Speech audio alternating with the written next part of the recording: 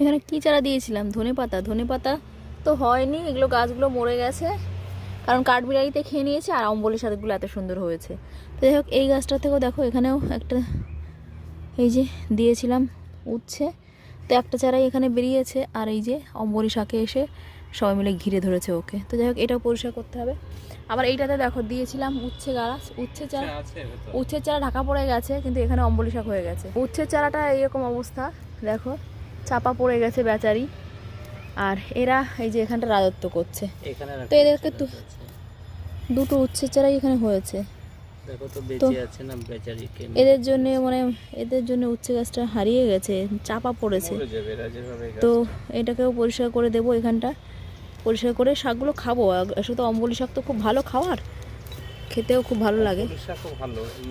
খুবই, মারবো কেন, তুলে নিয়ে যাবো এদের, আজকে রান্না করবো। সব এত লাগবে না।